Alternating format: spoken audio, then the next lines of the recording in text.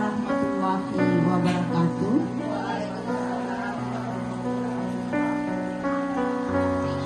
Alhamdulillah, puji syukur kehadiran Allah Subhanahu wa Ta'ala. Hari ini kita bisa berkumpul bersama dalam rangka diseminasi kegiatan CGP, Calon Guru Penggerak Angkatan 9.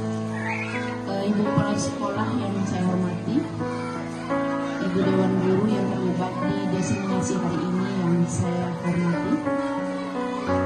Baiklah, kita mulai saja diseminasi kita pada hari ini.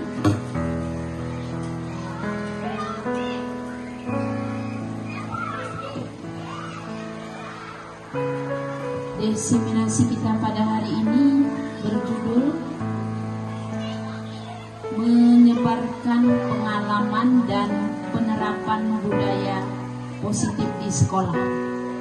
Jadi hari ini kita akan mencari tahu apa itu budaya positif yang ada di sekolah dan bagaimana cara menerapkannya serta kita menyebarkannya kepada seluruh rekan guru.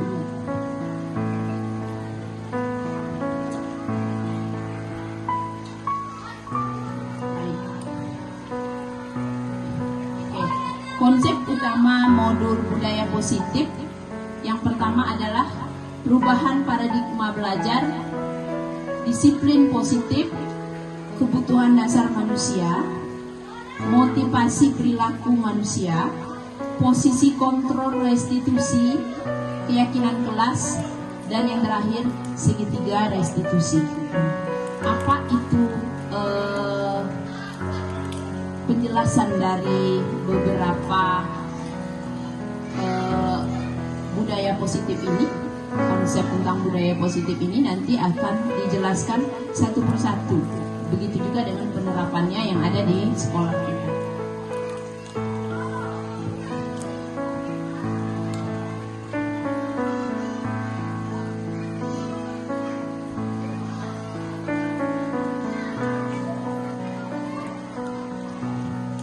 Yang pertama yang akan kita lihat adalah apa itu pembelajaran dengan paradigma baru. Pembelajaran dengan paradigma baru dilakukan berdasarkan prinsip pembelajaran yang berdiferensiasi. Mungkin Bapak Ibu sudah pernah mendengar pembelajaran berdiferensiasi. Boleh dikatakan pembelajaran berdiferensiasi ini adalah pembelajaran yang memang harus kita terapkan di kurikulum Merdeka ini, karena kita nanti akan melihat bagaimana anak-anak kita belajar sesuai dengan kebutuhannya. Jadi tidak bisa kita perlakukan sama, tapi ada anak-anak yang memang misalnya berada di kemampuannya di atas rata-rata, berkemampuan sedang dan berkemampuan kurang mumpuni di bidang materi yang akan kita berikan, maka itu akan diberikan perlakuan yang khusus. Itu yang dimaksud dengan pembelajaran berdiferensiasi. Sehingga setiap siswa belajar sesuai dengan kebutuhan dari tahap perkembangan untuk mewujudkan profil pelajar Pancasila. Jadi itu adalah pembelajaran dengan paradigma baru.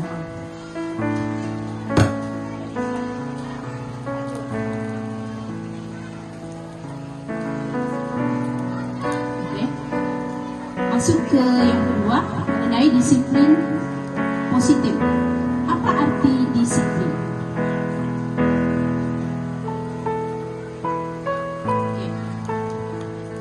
Dalam budaya kita, makna kata disiplin yaitu sesuatu yang dilakukan seseorang, yang dilakukan pada orang lain untuk mendapatkan kepatuhan. Kita cenderung menghubungkan kata disiplin dengan ketidaknyamanan. Sebagai pendidik, tujuan kita adalah menciptakan anak-anak yang memiliki disiplin diri sehingga mereka bisa berperilaku dengan mengacu pada nilai-nilai kebajikan universal dan memiliki motivasi intrinsik bukan ekstrinsik.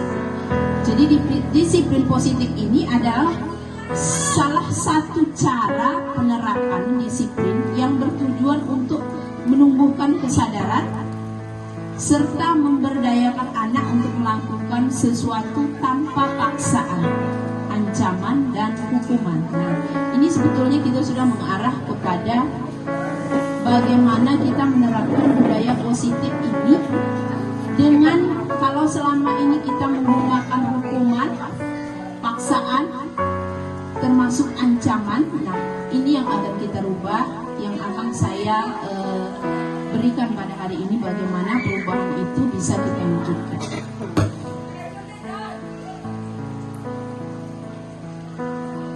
Baik, ini tentang kebutuhan dasar manusia. Jadi semua yang terjadi pada peserta didik kita, terutama yang bermasalah, itu karena kebutuhan dasar manusianya tidak terpenuhi. Jadi kalau kita menemukan masalah pada peserta didik kita, artinya salah satu atau beberapa dari kebutuhan dasar manusia ini tidak terpenuhi. Jadi ini yang harus kita gali. Yang pertama, kebutuhan dasar manusia itu adalah bertahan hidup. Kadang-kadang ada anak yang terlambat sekolah, ternyata dia membantu ibunya bekerja. Kalau tidak bekerja, kebutuhan makan dan minumnya tidak terpenuhi. Akankah kita menghukum dia ketika dia terlambat, sedangkan dia sedang bertahan hidup? Kira-kira seperti itu gambarannya. Kemudian kasih sayang dan rasa diterima. Jadi setiap anak memiliki hak kasih sayang dan diterima berbeda-beda. Ada anak yang mungkin di lingkungannya, di lingkungan keluarganya kurang kasih sayang, tidak diterima di lingkungan masyarakatnya, dan ini harus kita pelajari supaya kita paham betul di sisi manakah anak kita ini yang kurang sehingga menyebabkan dia bermasalah di kedisiplinannya sehari-hari. Kemudian penguasaan, kemudian selanjutnya kebebasan. Mungkin ada anak-anak yang memang tertarik dengan kebebasan, ada juga anak-anak yang memang bisa kita rangkul gitu. Kita rangkul sehingga bisa kita arahkan. Tapi ada anak-anak tertentu yang memang menyenangi kebebasan. Kemudian kesenangan. Saya rasa di sekolah kita banyak sekali anak-anak yang penting dia senang begitu. Bagaimana dia senang itu yang dilakukannya, sedangkan itu bertentangan dengan disiplin yang kita terapkan. Jadi semua permasalahan yang muncul itu disebabkan karena ada salah satu atau beberapa kebutuhan dasar manusianya yang tidak terpenuhi.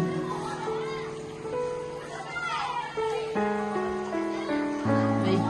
Selanjutnya, motivasi perilaku manusia. Dorongan yang timbul pada diri seseorang secara sadar atau tidak sadar untuk melakukan suatu tindakan dengan tujuan tertentu. Yang pertama, menghindari ketidaknyamanan dan hukuman.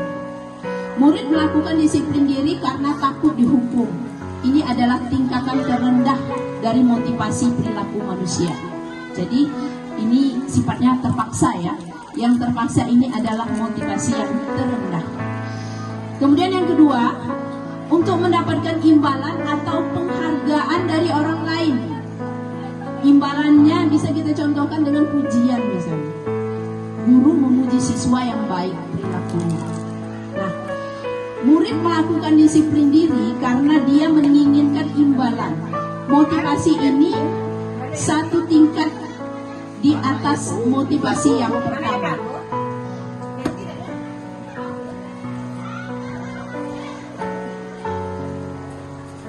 Kemudian yang ketiga, untuk menjadi orang yang mereka inginkan dan menghargai diri sendiri dengan nilai-nilai yang mereka percaya. Nah, ini adalah tingkatan yang tertinggi.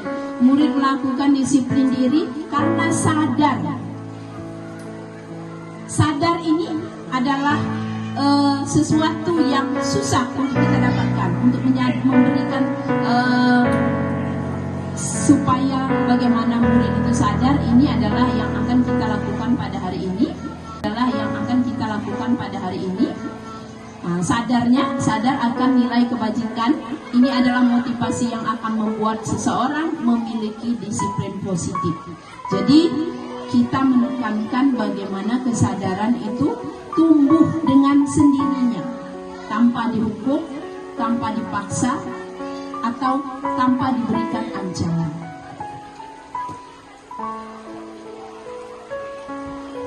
Baik, kalau selama ini mungkin Bapak Ibu di kelas sehari-hari sudah familiar dengan kegiatan-kegiatan yang sifatnya, saya juga sebetulnya selama ini kadang sebetulnya karena tidak tahu konsep, kadang-kadang melakukan hukuman, kadang-kadang memberi penghargaan, kadang-kadang juga memberikan restitusi. Namun hari ini kita akan dalami dulu apa itu hukum.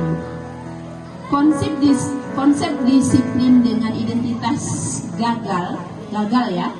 Jadi hukuman dan penghargaan ini ternyata gagal. Itu adalah tindakan konsep disiplin yang gagal.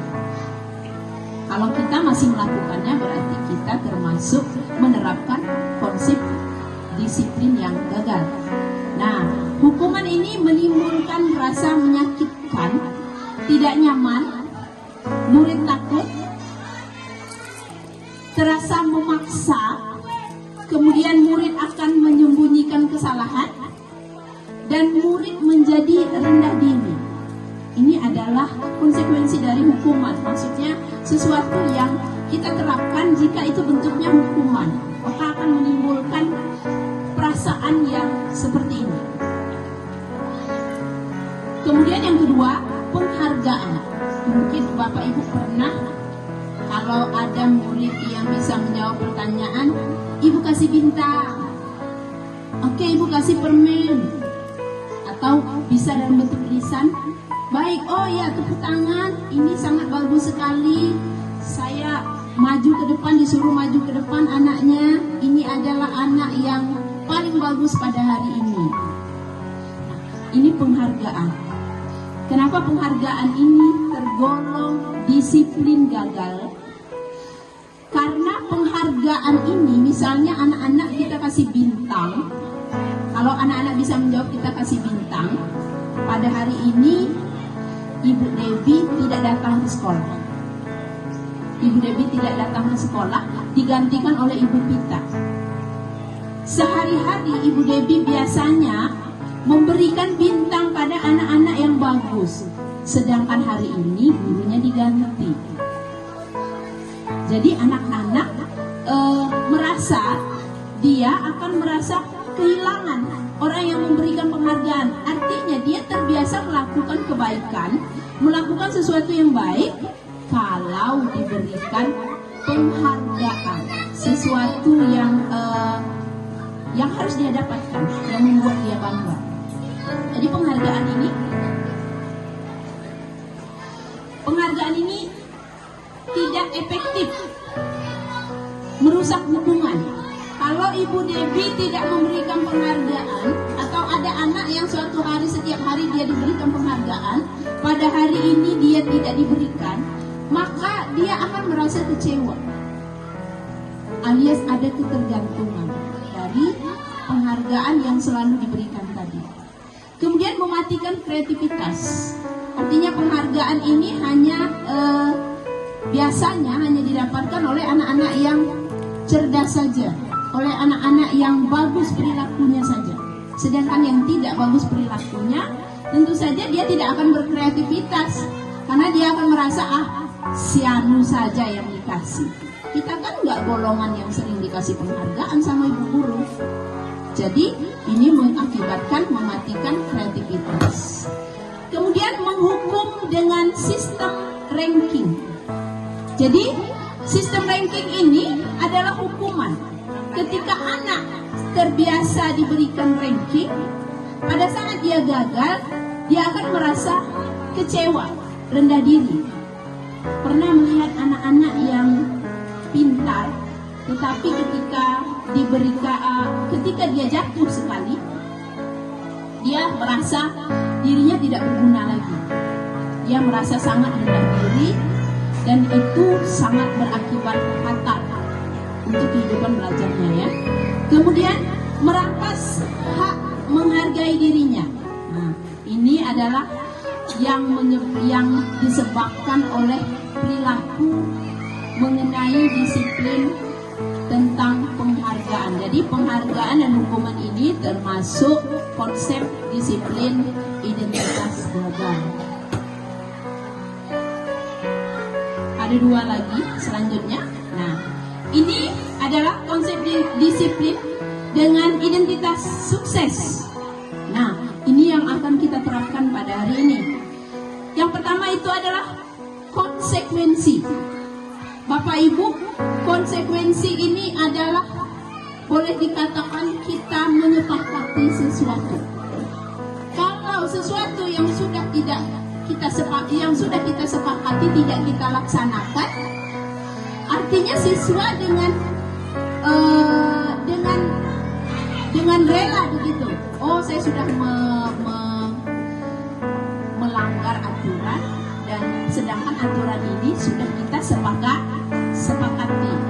Jadi sedikit ada konsekuensi yang ada di dirinya timbul.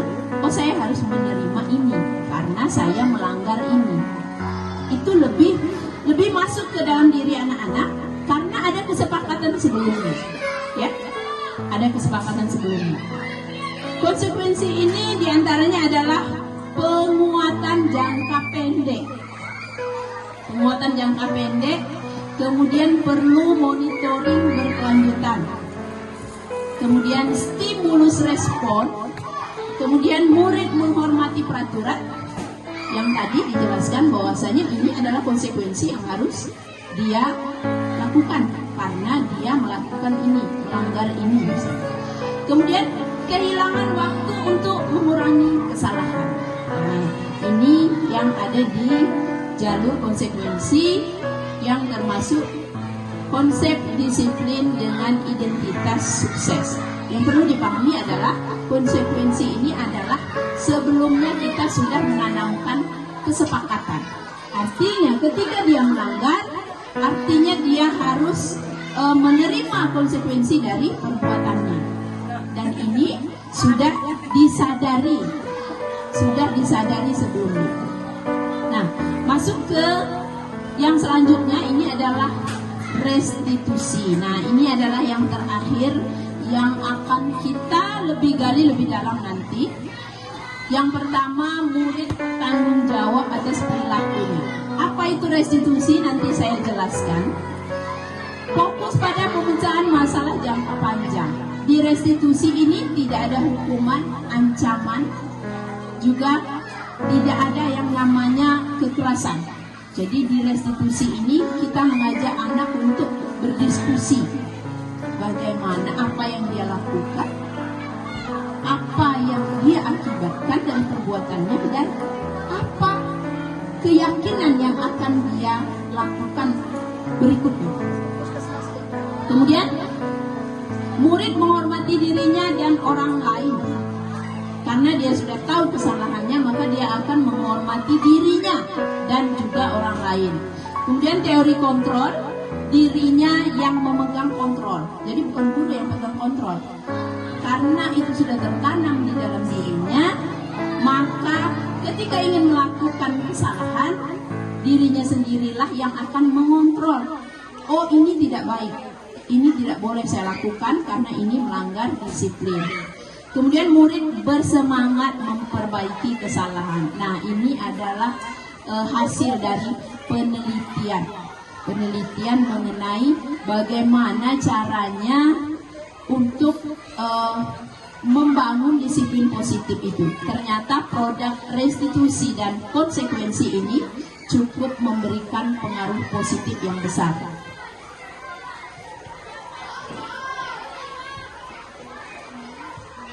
Baik, kita akan membedakan mana itu hukuman, konsekuensi, dan restitusi. Contoh kasusnya, siswa sering tidak mengerjakan PR. Saya rasa di semua kelas kita pernah mengalami kasus ini. Siswa yang tidak mengerjakan PR. Kalau dia diberikan hukuman, misalnya guru menghukum siswa hormat bendera 10 menit di luar. Atau guru marah dan siswa menjadi takut. Ini bentuk hukuman. Kalau dia bentuk hukuman. Kalau bentuk konsekuensi, Guru memberikan konsekuensi untuk mengerjakan PR-nya saat istirahat. Jadi karena tadi tidak dikerjakan di rumah, Rani, kamu kerjakan saat istirahat. Dan saat istirahat kamu tidak boleh istirahat, harus mengerjakan PR tersebut sampai selesai. Atau dikerjakan berkali-kali lipat, dikerjakan dalam jumlah yang banyak, karena dia harus menembus konsekuensi kesalahan yang dia buat. Atau guru dengan tegas, guru tegas dan siswa menghormati peraturan. Nah, kalau ke restitusi, guru menanyakan keyakinan kelas. Nah, keyakinan kelas inilah yang harus kita buat nanti. Apakah Bapak Ibu guru sudah membuat keyakinan kelas di kelasnya masing-masing? Sudah. Ya, nanti kita lihat dulu. Keyakinan kelas ini terbentuknya dari mana? Dari guru atau dari siswa? Ini yang akan kita lihat. Guru menanyakan keyakinan kelas dirinya dan membantu menyelesaikan masalahnya. Jadi, kalau keyakinan kelas harus membuat PR tepat waktu, maka artinya keyakinan kelas itu sudah dilanggar. Itu sudah, ibaratnya sudah ada sejenis kesadaran di dalam diri. Oh, saya sudah melanggar keyakinan kelas. Kemudian guru terbuka dan siswa menghormati dirinya dan orang lain. Nah, tidak dengan dialog pembuat rasa bersalah. Apakah kita berada di posisi teman? Apakah kita berada di posisi pemantau atau berada di posisi manajer? Ini yang akan dijelaskan selanjutnya. Oke, penghukum. Kalau kita berada di posisi penghukum, artinya kita menerapkan patuhi aturan sekolah, lalu berdiri di depan kelas. Itu termasuk hukuman. Kalau pembuat rasa bersalah, berapa kali Bu Guru harus memberitahu kamu? Bu Guru kecewa sama kamu. Artinya kita berada di posisi membuat rasa bersalah pada siswa tersebut. Yang berikutnya, kalau kita berada di posisi teman, ayolah yang tertib, buat Bu Guru bangga. Kali ini tidak apa-apa, kamu salah. Nah, jadi kalau di posisi teman ini lebih kendor. Artinya guru ini dengan siswa seperti berteman. Jadi tidak ada posisi yang sebetulnya yang merugikan, itu posisi guru menjadi tidak dihormati oleh muridnya sendiri. Kemudian kalau berada di posisi pemantau, kamu sudah melanggar apa? Peraturan dan konsekuensinya apa? Kalau berada di posisi manajer, apakah kamu tahu kesalahanmu? Kira-kira bagaimana kamu akan memperbaiki kesalahan itu? Nah, posisi yang dianjurkan untuk kita dalam penerapan disiplin ini adalah di posisi manajer. Jadi kita ini memposisikan diri bagaimana menyadarkan anak dan bagaimana membuat anak memperbaiki kesalahannya dari kesadaran di dalam dirinya sendiri, tanpa paksaan, tanpa hukuman, tanpa ancaman. Baik, berikutnya yang tadi keyakinan kelas. Mengenai keyakinan kelas, tadi ada beberapa teman yang sudah mengatakan bahwasanya di kelasnya sudah ada keyakinan kelas. Oke, mengapa keyakinan kelas? Kenapa tidak peraturan saja? Ini diibaratkan seperti polisi mengharuskan pengendara berjalan di jalan raya, mengendarai kendaraan memakai helm, mengendarai motor pakai helm. Kalau dia yang berkendara memakai helm supaya tidak ditilang, itu termasuk ke peraturan. Saya memakai helm supaya tidak ditilang.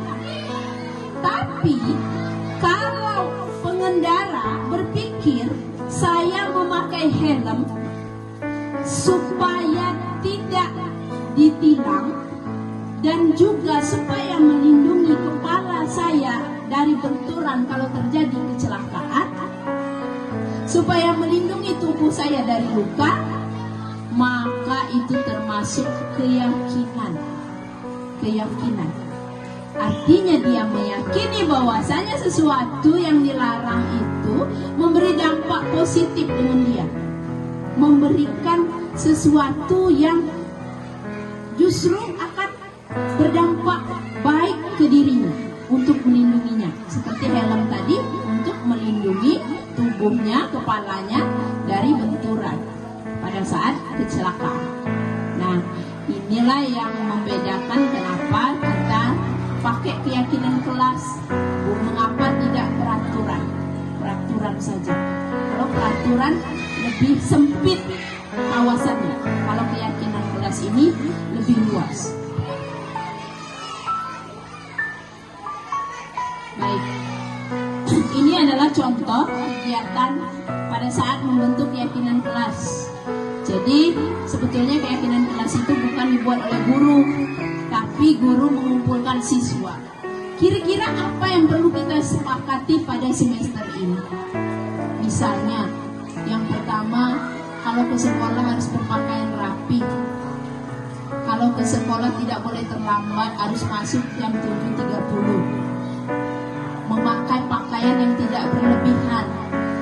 Mengerjakan PR yang diperintahkan oleh guru.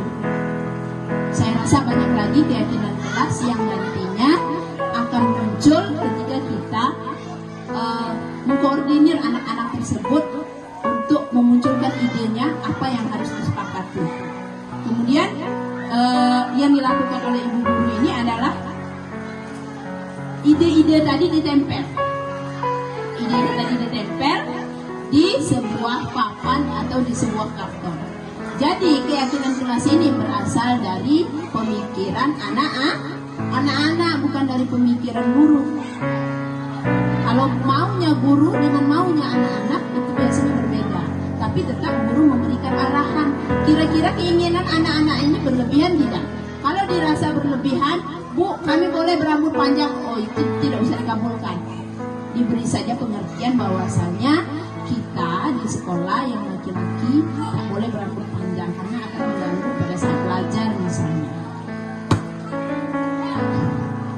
Baik, bagaimana pembentukan keyakinan kelas? Keyakinan kelas ini lebih abstrak dari peraturan, berupa pernyataan universal, dibuat dalam bentuk positif, sedikit saja akan mudah diingat. Jadi kalau membuat keyakinan kelas, jangan terlalu panjang dan bertele-tele kalimatnya, supaya anak-anak kita ingat poin pentingnya saja, sesuai dengan kondisi kelas dan sekolah agar mudah diterapkan. Nah, kalau kita membuat peraturan kelas tidak boleh berenang di laut, tentu tidak cocok karena lokasi sekolah kita berjauhan dengan laut. Atau misalnya tidak boleh berenang di danau, tentu cocok bagi sekolah yang berdekatan dengan danau. Jadi ini keyakinan yang harus disesuaikan tadi dengan lingkungan sekolah kita agar mudah diterapkan. Semua warga kelas sekolah dilibatkan saat membuat.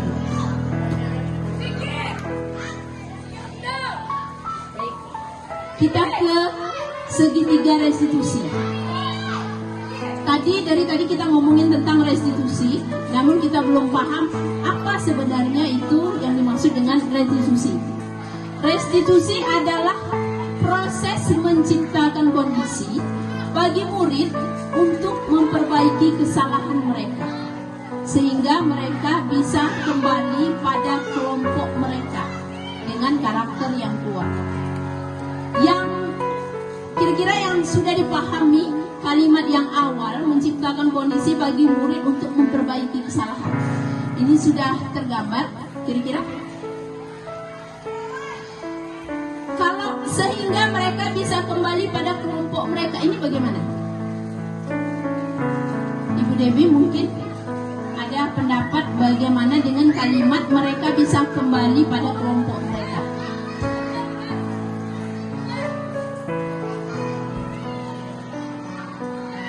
Baik, mereka bisa kembali pada kelompok kita begini. Tadi setelah anak-anak melakukan pelanggaran disiplin, tentu mereka akan dikucilkan oleh guru, dikucilkan oleh teman-teman. Jadi mereka merasa tidak percaya diri lagi. Nah, inilah yang dimaksud dengan bisa kembali pada kelompok mereka. Kelompok ini artinya di dalam kelas tentu itu adalah kelompok. Artinya dia bisa diterima kembali oleh teman-temannya. Bisa diterima kembali, bisa bergabung kembali. Nah, ini adalah yang harus dicapai dari program restitusi itu. Artinya dia menghilangkan jejak, bisa menghilangkan jejak. Oh, dia tadi misalnya sudah mencuri, anak ini sudah mencuri. Tentu dia akan dipandang buruk oleh teman-temannya. Nah, ini mengeluarkan dia dari kelompok, mengeluarkan dia dari kesehariannya, teman-teman yang kesehariannya. Pasti ada istilah, jangan dikek-dikek dengan si anu, nanti duitmu dicuri. Tentu dari dirinya sendiri dia sudah merasa terlempar, di kelompoknya, di lingkungannya juga dia sudah diterlempar. Untuk restitusi ini dia bisa dikembalikan kembali. Bagaimana caranya? Artinya dia bisa diterima kembali.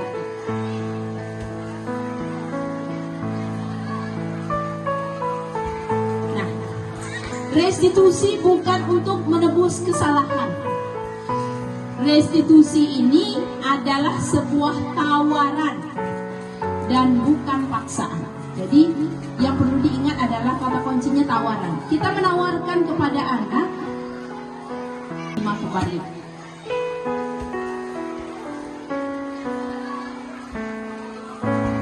Nah, restitusi bukan untuk menebus kesalahan.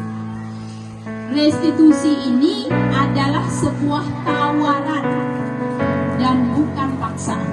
Jadi yang perlu diingat adalah kata kuncinya tawaran. Kita menawarkan kepada anak apa yang sudah kamu lakukan dan bagaimana cara kamu untuk memperbaikinya. Restitusi fokus pada solusi dan dapat mengembalikan murid yang berbuat salah pada kelompoknya, pada teman-temannya, pada lingkungannya, dan lain-lain. Nah, restitusi ini ada 3 langkah untuk menerapkannya. Yang pertama adalah menstabilkan identitas. Menstabilkan identitas ini kita tidak langsung menyalahkan siswa. Karena siswa pasti berpikir ketika kita panggil, misalnya dia nggak bikin PR. Oh, biasa nggak bikin PR, si Anu kemarin nggak bikin. Pasti ada yang namanya sangkal menyangkal, pengen benar. Nah, untuk itu kita sambut dengan kata-kata oke, setiap orang pernah melakukan kesalahan. Dan itu benar kan? Setiap orang pernah melakukan kesalahan. Jadi menstabilkan identitas ini adalah yang pertama, anak tersebut dipanggil dan tidak langsung disalahkan, tapi diakui juga. Misalnya ada anak yang makan di dalam kelas, itu tentu tidak boleh kan, pada saat belajar tidak boleh makan dalam kelas.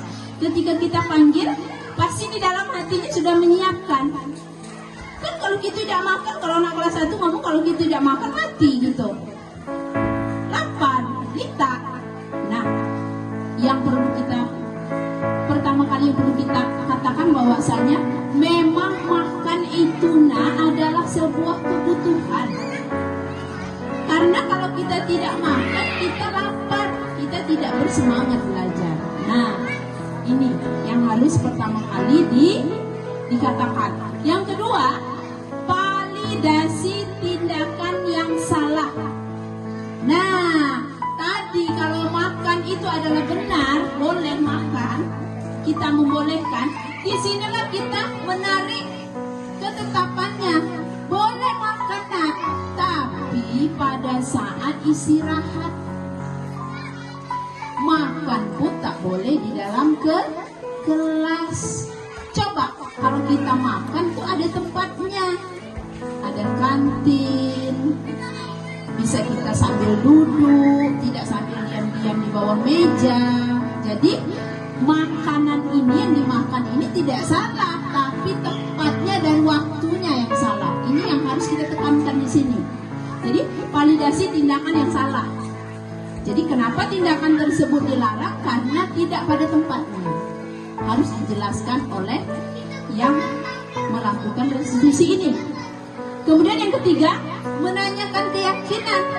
Kita kan sudah buat keyakinan kelas nih, tidak boleh makan di dalam kelas pada saat belajar.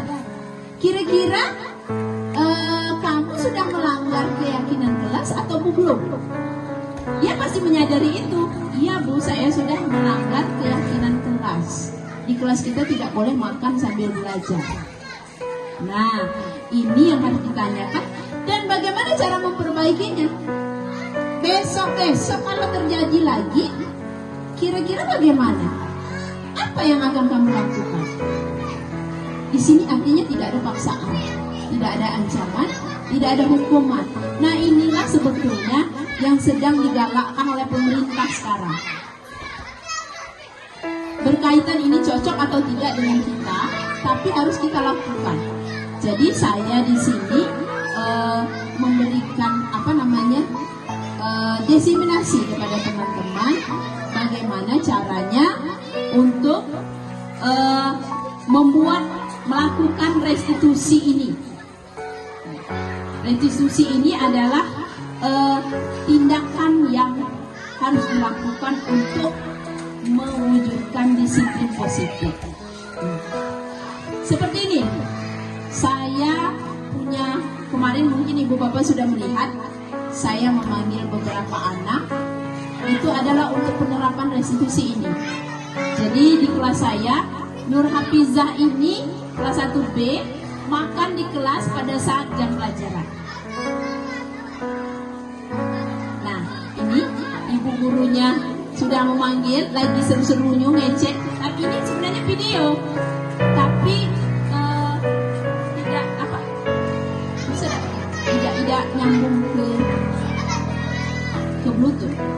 Jadi pertama saya menanyakan apa tadi yang Nur lakukan. Dia bilang, Bu guru saya makan di kelas. Dia sudah menyadari sendiri bahwasanya saya makan di kelas pada saat ibu guru sedang belajar. Ibu guru sedang mengajar pada saat sedang belajar. Nah, yang pertama yang saya lakukan adalah makan itu adalah kebutuhan manusia. Jadi boleh makan. Makan itu adalah kebutuhan dasar. Kalau nggak makan kita lapar, nggak siap belajar. Kemudian saya tanyakan alasan kenapa dia makan di kelas. Saya tidak sarapan pergi ke sekolah. Kenapa tidak sarapan? Karena ibunya tidak sempat memasak, ibunya sibuk. Kemudian saya menanyakan, kira-kira kalau makan di kelas ini perilaku yang baik, yang sesuai dengan keyakinan kelas kita enggak? Katanya emang ini bukan perilaku yang baik dan saya sudah melanggar keyakinan kelas.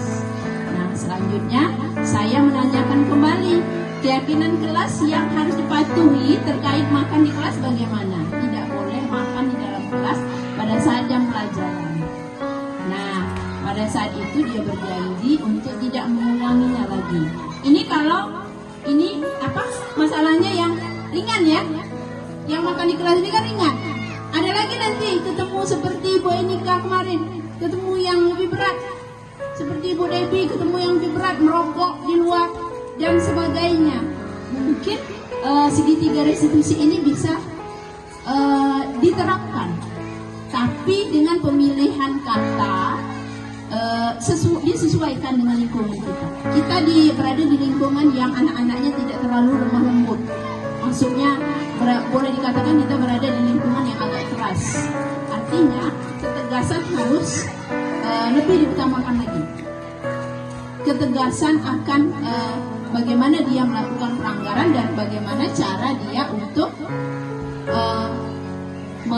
menyadari itu dan memperbaiki kesalahannya. Jadi itu saja mengenai restitusi dan keyakinan kelas. Ini si Nur menjelaskan bahwasannya saya tadi makan di kelas pada saat belajar sambil kayak gini. Saya sudah melanggar aturan. besok saya bawa sarapan dulu atau bawa bekal dari rumah supaya tidak lapar. Saya makan pada jam istirahat. Artinya dia sudah tahu aturan apa yang seharusnya dia lakukan dari kejadian ini. Baik Bapak Ibu, itu saja pemaparan dari saya. Lebih dan kurang saya mohon maaf. Kepada Allah saya mohon ampun. Mohon maaf atas segala kekurangan. Saya akhiri. Wabillahi taufiq wal hidayah. Wassalamualaikum warahmatullahi wabarakatuh. Ya, karena masih ada waktu, mungkin ada pertanyaan. Silakan.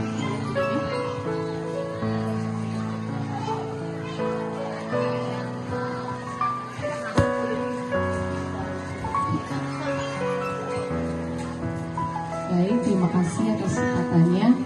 Di sini saya ingin menanggapi tindakan restitusi ya yang dilakukan ya.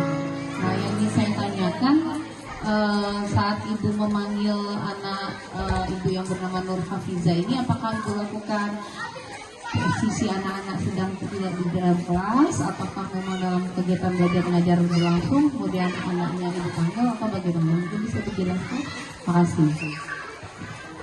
Oke, terima kasih Bu Debi. Tadi Bu Debi menanyakan